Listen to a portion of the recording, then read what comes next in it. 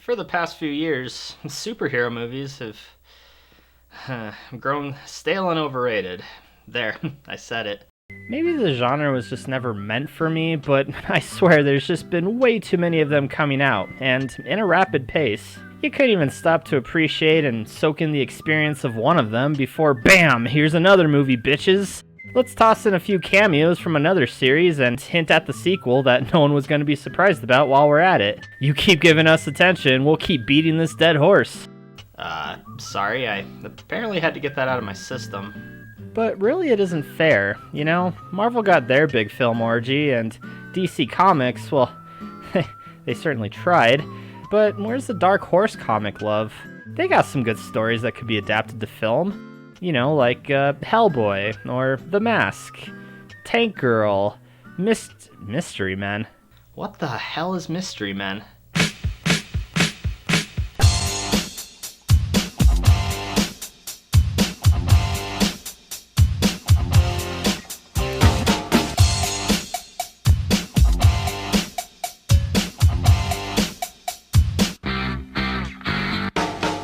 Alright, you got me. Dark Horse Comics has had films made based off their franchises.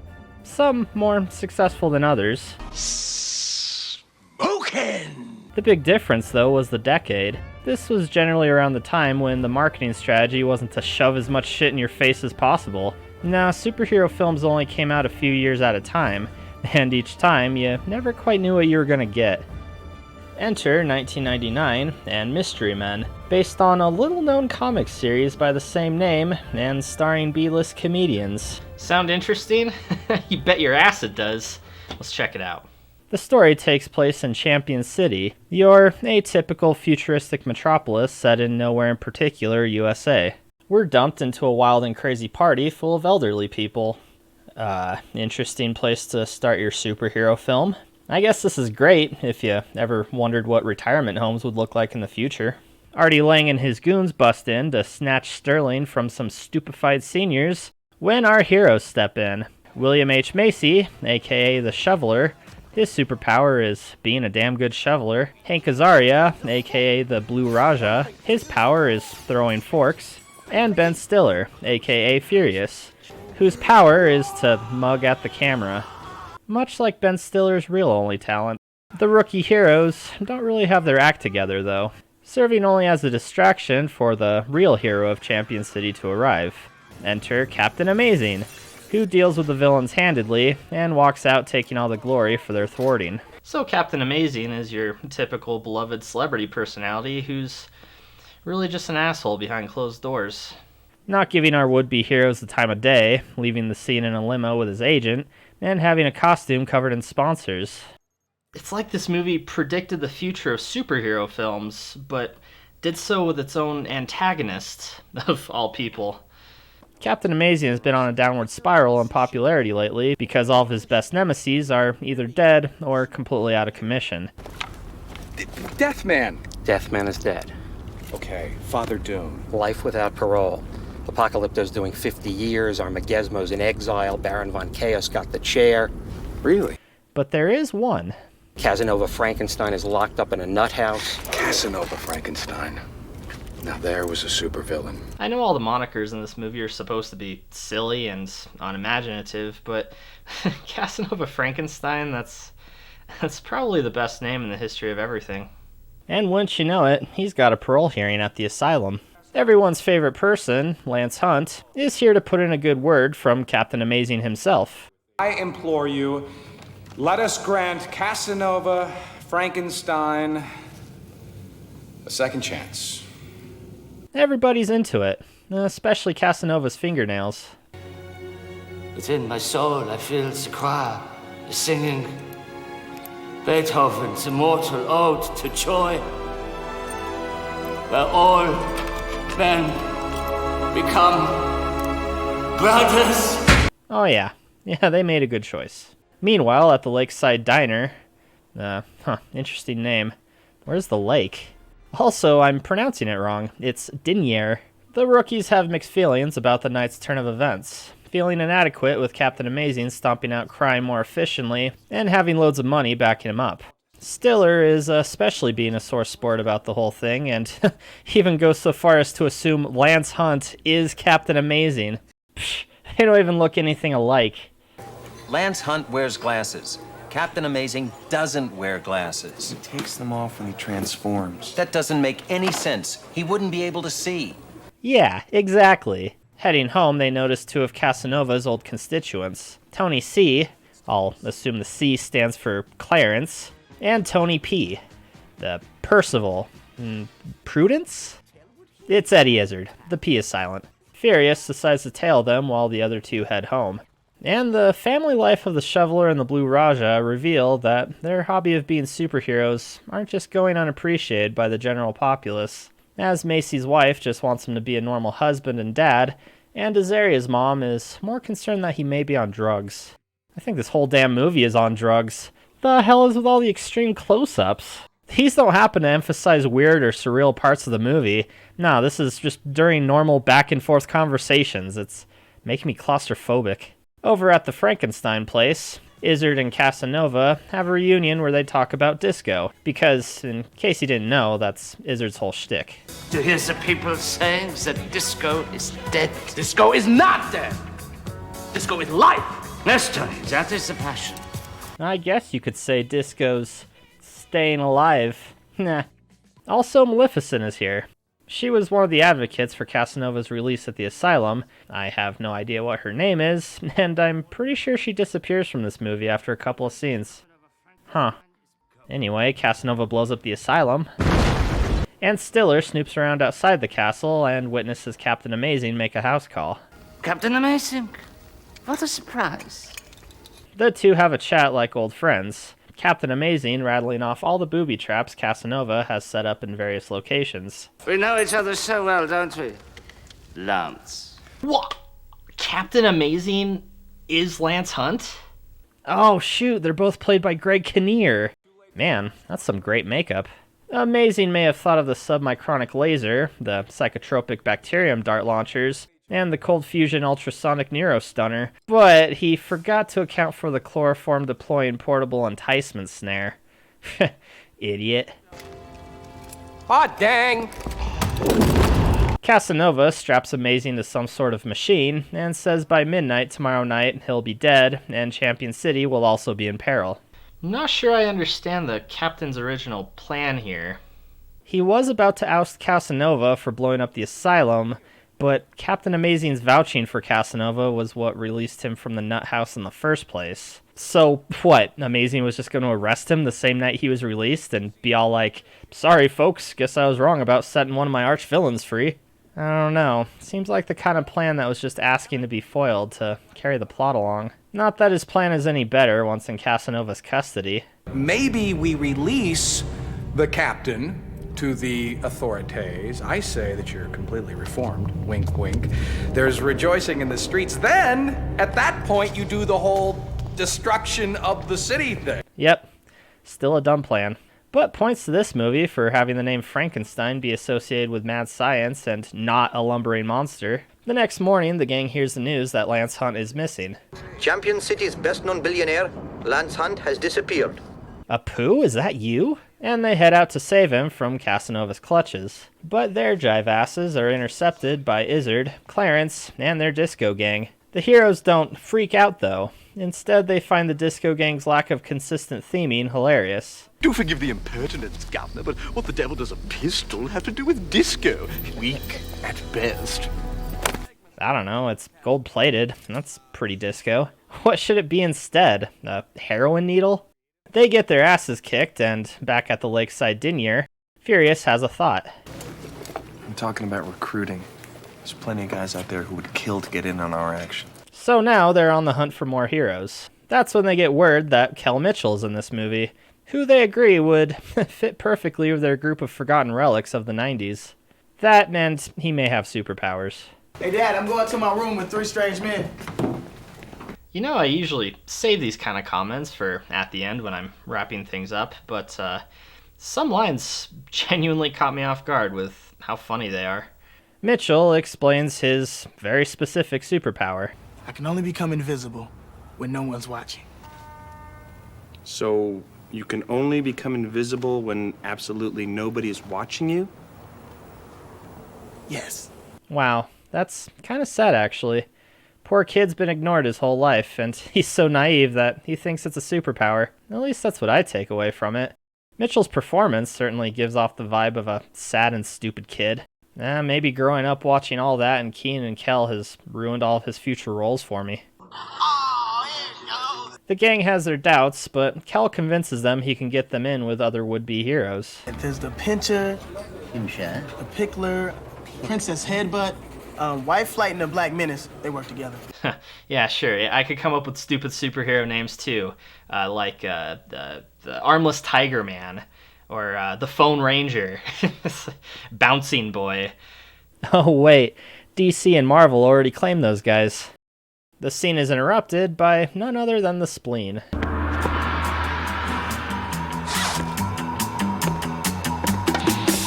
No, that's the wrong music.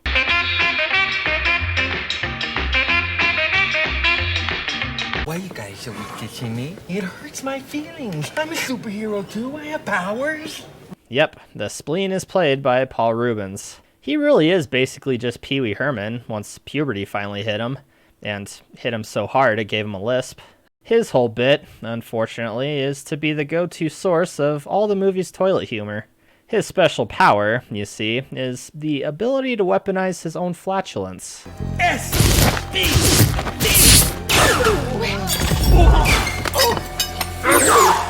It's funny because farts.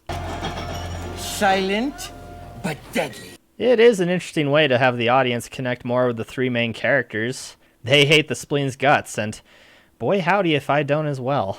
The gang holds tryouts for more heroes at Macy's backyard, where we witness gems like Pencilhead, the Ballerina Man, Jamie from Mythbusters, and PMS Avenger. PMS Avenger? I only work 4 days a month. Is there a problem with that?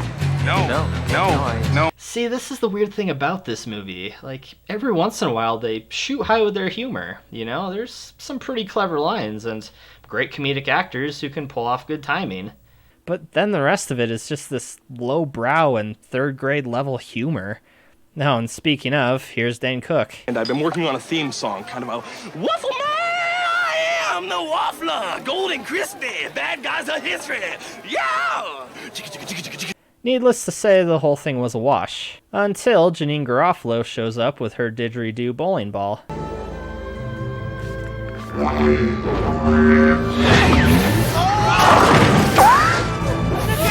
She's the bowler. She has a bowling ball with her father's skull inside of it, and therefore it's possessed by his soul, or something. Honestly, the spleen's power came from a gypsy curse, so yeah, a ghost bowling ball. Whatever. With the Saturday Night Live League assembled, they take to the streets and run afoul of Casanova's limo, where they proceed to mildly annoy him before driving off.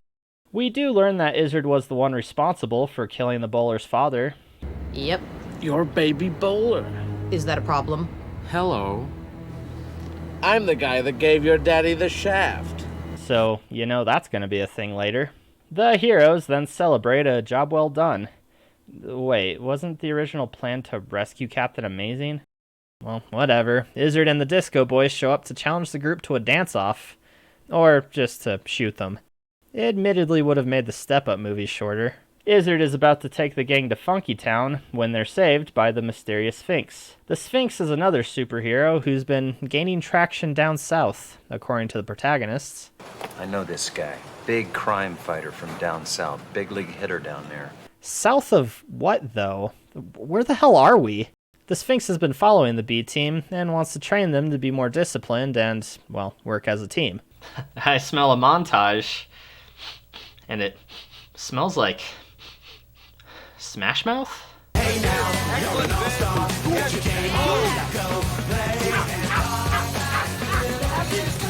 It's ironic that this is a song about going against the grain and being successful in your own way, when the song itself has become a stereotype.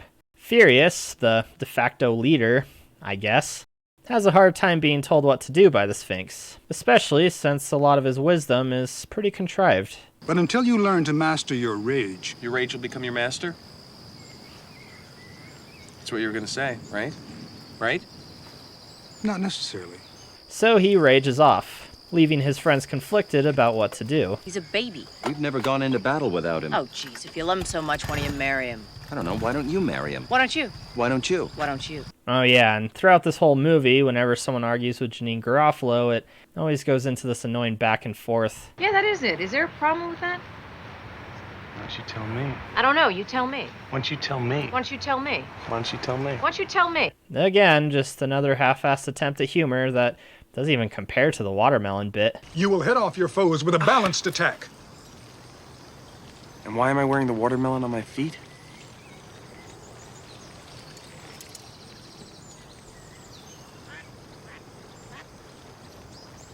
I don't remember telling you to do that. See that right there. Wow. Comedy gold.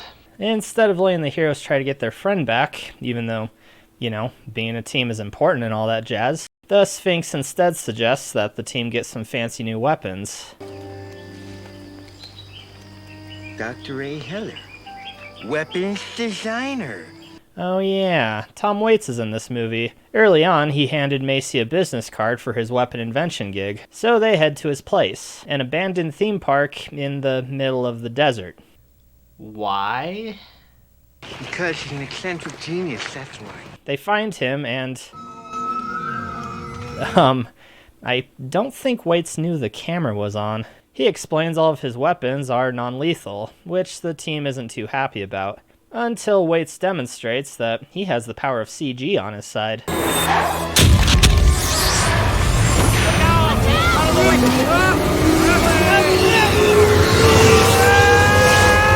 We're also introduced to a ray that shrinks clothes, and the flamethrower. I'm sorry.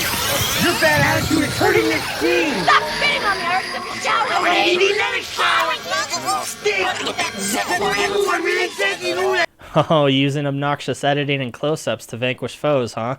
Waits, you dastardly old man. Meanwhile...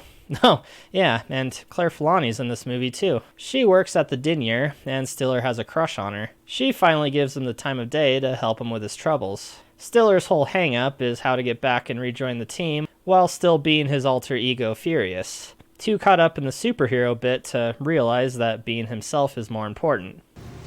Maybe people like you for who you really are. Okay, it sounds cheesy, right? But Stiller's whole character is actually a pretty unique spin on superhero alter egos. He spent so much time and energy trying to be a superhero that he's forgotten who he was before, and that instead of a nickname, a superpower, and a costume, he can do just as much being himself. The advice doesn't help though, and he still puts on a bit to get back into the team. Why don't you come with us? Okay. Rage subsiding. So much for that. Meanwhile, at Casa Casanova,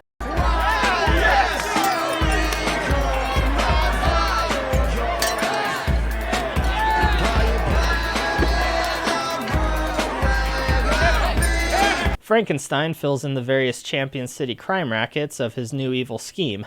I have created a beautiful machine that is going to encourage our fellow citizens to share my vision of the world. So what does this machine do? What? No, I can't dig it. What does it do? Wait, is that Michael Bay? CeeLo Green?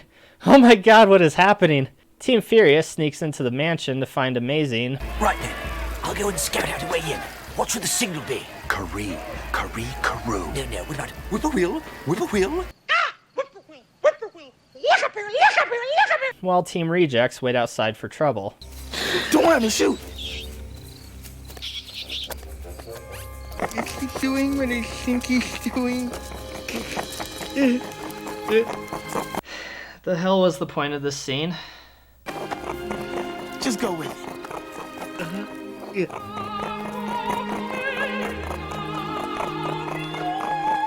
No, really, someone tell me, why is this scene here? Back to the relevant plot, the heroes try to free Amazing from his binds. Of course, there's a little bit of a miscommunication. And by a little miscommunication, I mean Captain Amazing is dead now. Oh my god, we killed it. What do you mean, we? I was right here. Yeah, our protagonist just killed Champion City's biggest hero. Now see, this is a scene that belongs in this movie because it moves the plot along and reinforces themes and characters and motivations and isn't a fucking skunk humping Paul Rubens' fucking leg.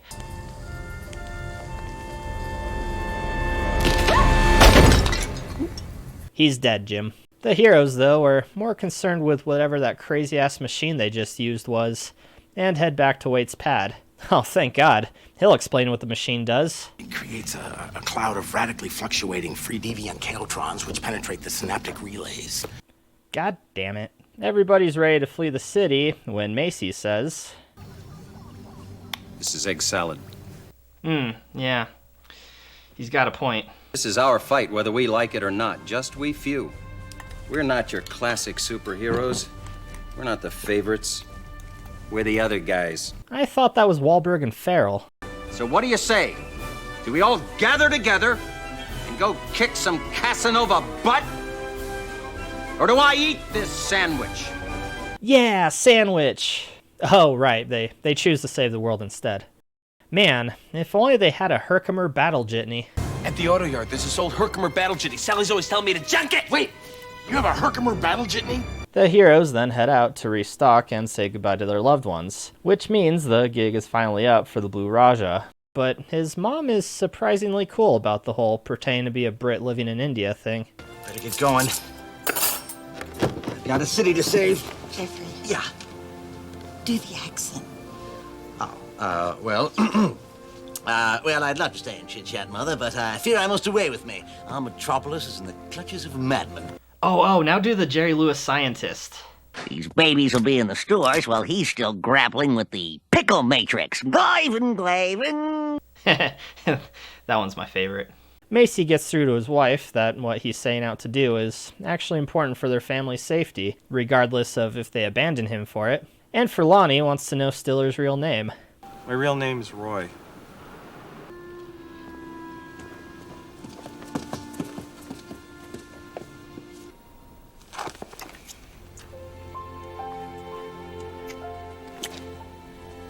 Just be Roy. Again, it's really kind of touching. Unfortunately, this sends Stiller on a spiraling identity crisis, doubting his abilities as a hero and realizing he's just a wannabe. It's okay though, we've got just the thing to segue back to the plot. Ooh. Excuse me. Perfect, now we can move on. And move on they do, with a Schumacher-style suit-up sequence.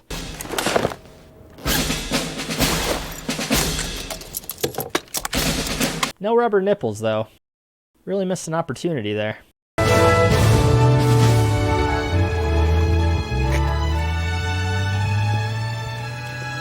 Vaya con Dios. Stiller's crisis starts putting doubts in everyone if they can really stop a notorious supervillain from destroying the city, when Macy comes in again with a save. We've got a blind date with destiny. And it looks like she's ordered the lobster. What does that even mean? She has expensive taste? She's a moocher? Anyway, they bust into the mansion and disarm all the baddies, causing them to flee into the disco room and set up a laser security system. A mansion with an evil lab hidden underneath it that holds wild parties and a machine that can turn people to stone. I know this place. Where are you guys hiding riffraff? Hello. Kel recognizes that this is finally his time to shine. What are you talking about? Wait, Invisible Boy, wait a minute! I wouldn't do that if... Come back, son, you'd be cremated. No, don't do it, Kel. Who loves orange soda? Oh look, he actually can turn invisible. Wait, if Destiny has expensive tastes, is that implying they have to pay for it? But how do you pay Destiny? How does that work in this metaphor? Pay with what? Right, so after Kel reveals his powers to his team and shuts off the laser, the heroes bust a move into the disco room where we get that one scene from Austin Powers. Thankfully, no one dances around in their underwear to seduce the ladies to death. Instead, they whip out the shrink ray that works exclusively on clothes. My pants feel like they're shrinking too. Tight clothes on women gave him a boner. Oh! Does lobster affect the libido? Like, Destiny wouldn't be in the mood for romance after she had lobster? But again, what exactly is the main goal in this hypothetical date with Destiny? Right, anyway, the rapper gang is quickly dispatched with the flamethrower. The shoveler actually gets to be cool and shovels the disco boys. The spleen and the invisible boy get rid of the Susies, and was the implication that lobster would give her stomach issues? This movie does resort to toilet humor at times, so is that what the lobster comment was implying? Moving on, the bowler gets to avenge her dad by striking down Izzard. Carmine, on the other hand, feels differently than I do about forgiveness. Well, at least she spared him a bad bowling pun. Frankenstein then appears with an ace up his sleeve. It's so easy to get the best of people when they care about each other. Which is why evil will always have the edge. Furious goes after them with the help of the Blue Raja, while Casanova's super weapon begins powering on. Furious ends up saving the day and defeating Casanova by mugging at the camera. He throws Casanova into his own beam, and the bowler's dad comes shortly after to shut it down, causing the mansion to explode, and the news showing up to report on the ruckus the next morning. Okay, dropping the whole having to pay for an expensive date thing. Yeah, let's say this theoretical Destiny woman did order lobster. In what way does that have to do with them risking their lives? Buying lobster doesn't immediately imply ill fortune. It doesn't paint their situation as dire, which it was, so I can only assume that was the point of saying it in the first place. And what did the date being blind have to do with anything? I give up. I'm just gonna assume the joke was that Macy's bad at metaphors. The heroes stumble out of the rubble to their waiting public, getting the recognition they always wanted, after accidentally killing the only person who could steal their spotlight. My name's Roy, and I'm in a super amount of pain right now. Could you please leave me alone? His name's Mr. Furious, and his power comes from his boundless rage. Oh. Well, I guess we can just forget all those other scenes ever happened. No, actually, Stiller's character was right to prioritize being a superhero than being himself the whole time. The only thing left now is for the team to have a name. Champion City will forever owe a debt of gratitude to these mystery men. Wait, that's it. We are the Super Squad. And then All-Star plays over the end credits.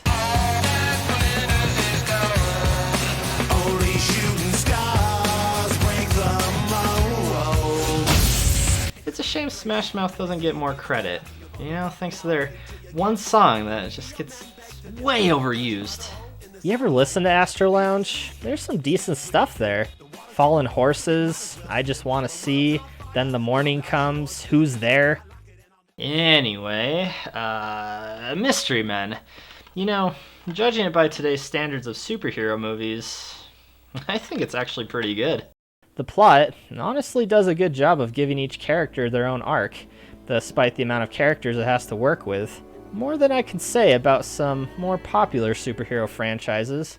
X-Men, Stiller's identity crisis, Macy being supported by his family for following his dream, Azaria growing closer to his mom, the bowler, or, well, I guess more so her dad, getting his revenge on his killer, Mitchell finally contributing to the team, the spleen. Well, I guess they can't all be interesting.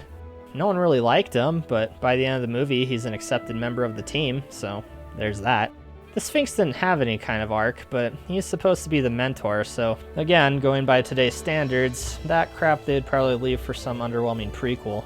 Each doesn't get the same level of depth or detail, some just have a beginning and an end with no middle, but at least you get a sense of where these characters are coming from and what motivates them. And again, the humor is hit and miss, but the hits do still hold up today thanks to the cast. It's just crazy to me how strangely appropriate this movie is for today's day and age, and it's also probably why I like it so much, because of how little it takes itself seriously. It's like a breath of fresh air, the spoof that makes fun of what the genre has become almost 2 decades before it actually happened. An all-star cast, but they're all B-list comedians. The origins of a super team, but they're all fuck-ups who stumble into greatness. A Superman / Clark Kent analog who's a selfish millionaire, more interested in his image than his deeds. And the superficiality doesn't stop with just him. The movie's whole setting paints this very bleak imagery of superheroism. Champion City is shown to be full of regular old losers who are eager to become superheroes. Not necessarily to fight crime or to right some wrong that's in the world, but just to put on a costume, to be like Captain Amazing. It's more about looking good and being famous than actually fighting for something. There's that point where the main heroes even laugh at their own attackers when they're clearly in danger, more interested in how it'd all look if made into a panel of a comic book or a scene in a movie than the clear and present danger they're really in. In other words, and purely by accident, this old superhero movie has pointed out what I feel is missing in superhero movies today. All show, no substance. No underlying theme of camaraderie or responsibility with great power. It's just there to look good and to sell a product.